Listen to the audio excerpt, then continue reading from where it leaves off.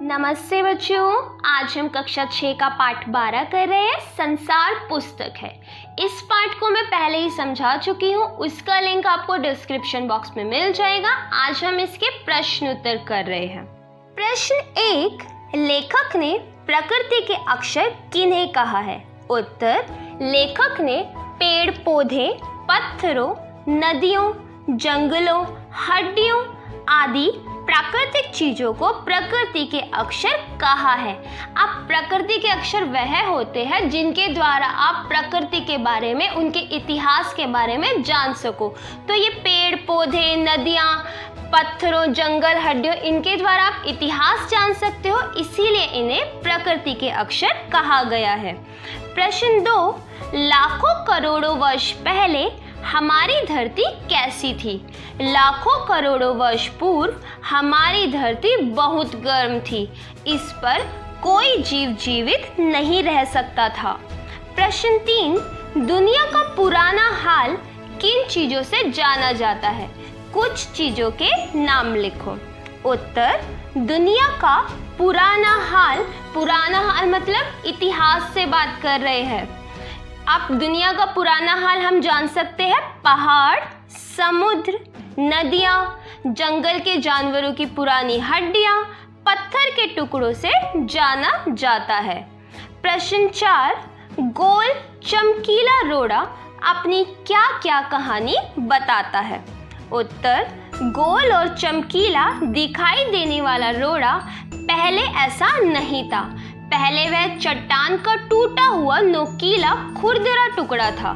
जब चट्टान से कोई टुकड़ा टूटता है तो ऑफकोर्स उसमें बहुत सारे किनारे होते हैं, कोने होते हैं और वो खुरदरा सा होता है। बारिश के पानी में बहकर वह छोटी घाटी तक आया। वहां से पानी के साथ निरंतर ढकेले जाने के कारण उसके कोने घिसकर गोल और चमकदार बन गए। प्रश्न 5, गोल चमकीले रोड़े को यदि दरिया और आगे ले जाता तो क्या होता? विस्तार से उत्तर लिखो।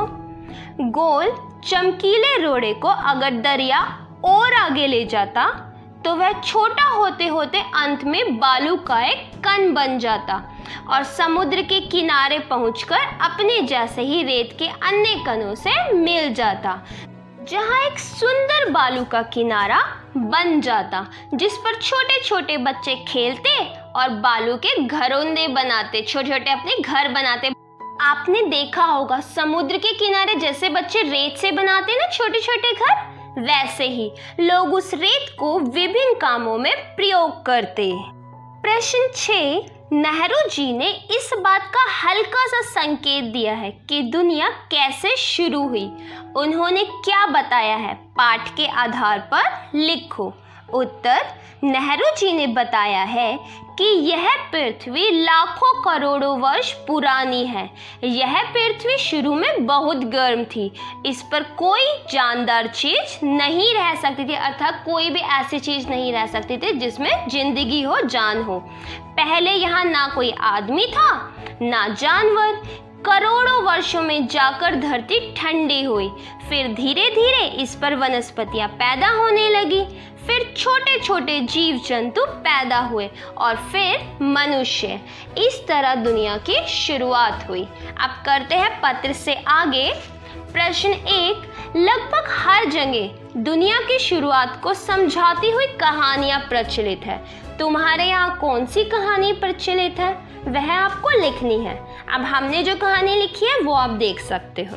हमारे यहाँ यह कहानी प्रचलित है कि यह धरती पहले सूर्य का ही अंग थी।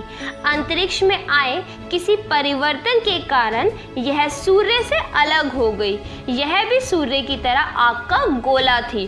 करोड़ों वर्षों में जाकर यह ठंडी हुई, फिर इस पृथ्वी पर वनस्पतियां पैदा होने लगी।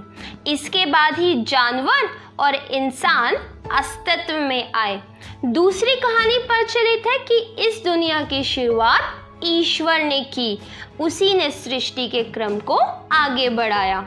प्रश्न 2, तुम्हारी पसंदीदा किताब कौन सी है और क्यों? हमारी पसंदीदा किताब रामचरितमानस है, जो गोस्वामी तुलसीदास द्वारा लिखी गई है। इस ग्रंथ में नीति, धर्म, व्यवहार, कर्तव्य आदि के बारे में विस्तार पूर्वक बताया गया है। बच्चों, इस प्रश्न के आंसर में आप अपनी मनपसंद किताब का नाम लिख सकते हो और उसके बारे में थोड़ा सा बता सकते हो कि वह आपको क्यों पसंद है। अब आता है प्रश्न 3। मसूरी और इलाहाबाद भारत के किन प्रांतों के शहर है? मसूरी उत्तराखंड प्रांत का और इलाहाबाद उत्तर प्रदेश प्रांत का शहर है। प्रश्न 4। तुम जानते हो कि 2 पत्थरों को रगड़कर आदि मानव ने आग की खोज की थी। उस युग में पत्थरों का और क्या-क्या उपयोग होता था?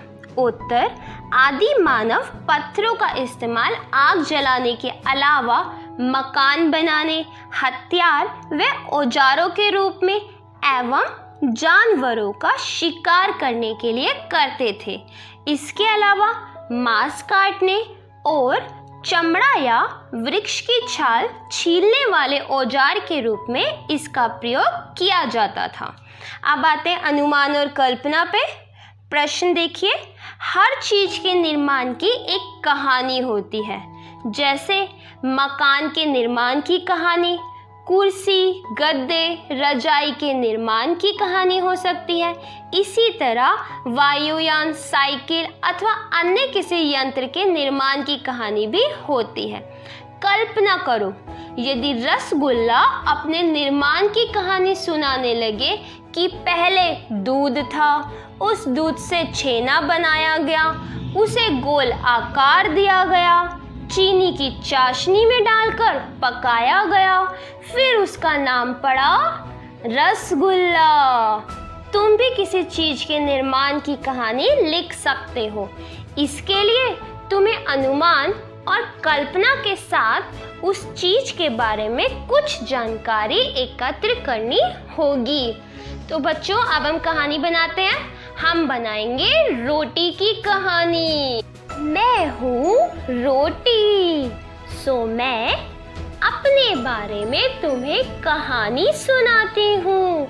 मुझे पहले खेतों में गेहूं के रूप में बोया गया, फिर मैं पौधे के रूप में अंकुरित हुआ, फिर मुझ में अनाज की बालियां लगी, बालियों को पकने पर काट लिया गया, साफ सफाई कर मेरा नाम गेहूं पड़ गया, मुझे दुकानदारों को बेचा गया, जब मुझे चक्की में पीसा गया तो मेरा नया नाम आटा रखा गया। इसके बाद लोगों ने मुझे खरीदा, घर में जाकर मुझे आवश्यकता अनुसार पानी के साथ गूंथा गया, फिर गोले बनाकर बेलकर मुझे तवे पर या किसी तंदूर में सेका। इसके बाद मैं फूल कर कुप्पा हो गई, फिर यहाँ मेरा नाम रोटी पड़ा। तो ये थी बच्चों रोटी की कहानी। ऐसे आप किसी भी चीज की कहानी सुना सकते हैं। अब आती है भाषा की बात। प्रश्न 1। इस बीच वह दरिया में लुढ़कता रहा। नीचे लिखी क्रियाएं पढ़ो। क्या इनमें और लुढ़कना में तुम्हें कोई समानता नजर आती है? ढकेलना, गिरना, खिसकना, इन चारों क्रियाओं का अंतर समझाने के लिए इनसे वाक्य बनाओ। उत्तर, इन चारों शब्दों के अर्थ में बहुत अंतर है। लुढ़कना, दवा की शीशी अलमारी से लुढ़क गई। ढकेलना, राघव ने मोहन को सीढ़ियों से ढकेल दिया। गिरना, किताब टेबल से नीचे गिर गई। खिसकना, माधव ने खिसककर मुझे बैठने की जगह दी। प्रश्न 2। चमकीला रोड़ा, यहाँ रेखांकित विशेषण चमक संज्ञा में ईला प्रत्यय जोड़ने पर बना है। अब चमकीला बना है चमक जमा ईला। निम्नलिखित शब्दों में यही प्रत्यय जोड़कर विशेषण बनाओ। इनके साथ उपयुक्त संज्ञा लिखो। अब हमें ईला प्रत्ययों को जोड़कर क्या बनाना है बच्चों? विशेषण बनाना है। तो हमने क्या किया? पत्थर जमा ईला, पथरीला। अब इसके साथ संज्ञा जोड़नी थी तो हमने जोड़ दिया रास्ता, पथरीला रास्ता। कांटा, काटा जमा ईला कटीला। संज्ञा जोड़ा पौधा तो बन गया कटीला पौधा। रस, रस में जोड़ा ईला तो बना रसीला। रसीला में संज्ञा जोड़ी आम तो बन गया रसीला आम। जहर, जहर में जोड़ा ईला तो बना जहरीला। जहरीला के साथ संज्ञा जोड़ेंगे सांप तो बन जाएगा जहरीला सांप। अब आता है प्रश्न 3। जब तुम मेरे साथ रहती हो तो अक्सर मुझसे बहुत सी बातें पूछा करती हो। यह वाक्य दो वाक्यों को मिलाकर बनना है। इन दोनों वाक्यों को जोड़ने का काम जब तो कर रहे हैं, इसलिए इन्हें योजक कहते हैं। आप देख सकते हो यह दो वाक्य है। जब तुम मेरे साथ रहती हो, मुझसे बहुत सी बातें पूछा करती हो। तो पहले वाक्य को दूसरे वाक्य से जोड़ने के लिए तो का प्रयोग किया गया है और ये हमारा तो कहलाता है योजक। योजक वह शब्द होते हैं जो दो शब्दों, दो वाक्यों को जोड़ने का कार्य करते हैं। योजक के रूप में कभी कोई बदलाव नहीं आता, इसलिए यह अव्यय का एक प्रकार होते हैं। योजक कभी भी नहीं बदलते, ये शब्द हर वाक्य में सेम ही प्रयोग होते हैं। नीचे वाक्यों को जोड़ने वाले कुछ और अव्यय दिए गए हैं, उन्हें रिक्त स्थानों में लिखो। इन शब्दों से तुम भी एक एक वाक्य बनाओ। अब यहाँ पे कुछ योजक शब्द आपको दिए गए हैं, बल्कि, इसलिए, परंतु, कि, यदि, तो, ना कि या ताकि। अब इनका प्रयोग करके हमें वाक्य बनाने हैं जिनमें हमें दो वाक्यों को एक साथ जोड़ना है या दो शब्दों को एक साथ जोड़ना है। अब देखिए यहाँ पे आपको वाक्य के लिए कहा गया है, उत्तर देखिए। एक कृष्णन फिल्म देखना चाहता है, परंतु मैं मेले में जाना चाहती हूँ। यहाँ हमने परंतु योजक शब्द का प्रयोग किया है, जिसके कारण दो वाक्य जोड़ दिए गए हैं। पहला, कृष्णन फिल्म देखना चाहता है और दूसरा, मैं मेले में जाना चाहती हूँ। 2, मुनिया ने सपना देखा कि वह चंद्रमा पर बैठी है। यहाँ पर योजक शब्द की का प्रयोग किया गया है और यह भी दो वाक्यों को जोड़ने के लिए हुआ है। पहला, मुनिया ने सपना देखा और दूसरा, वह चंद्रमा पर बैठी है। इन दो वाक्यों को जोड़ने के लिए हमने योजक शब्द की का प्रयोग किया है। ऐसे ही बाकियों में भी हुआ है। छुट्टियों में हम सब या तो दुर्गापुर जाएंगे या जालंधर। 4, सब्जी कटवा कर खाना रखना ताकि घर आते ही मैं खाना बना लूं। यहाँ पर ताकि का प्रयोग हुआ है। 5, यदि मुझे पता होता कि शमीना बुरा मान जाएगी तो मैं यह बात ना कहती। अब इसमें 3 योजक शब्दों का प्रयोग हुआ है, यदि, कि, तो। 6, इस वर्ष फसल अच्छी नहीं हुई इसलिए अनाज महंगा है। यहाँ पर इसलिए का प्रयोग हुआ है। 7, विमल जर्मन सीख रहा है, ना कि फ्रेंच। ना कि है हमारा योजक शब्द। उम्मीद है आपको योजक आ गए होंगे और आपको पाठ भी समझ में आ गया होगा। अभी भी कोई प्रश्न उत्तर में डाउट हो तो आप मुझसे कमेंट बॉक्स में पूछ सकते हैं। अगर वीडियो पसंद आई तो लाइक करना और चैनल को सब्सक्राइब करना मत भूलना। धन्यवाद।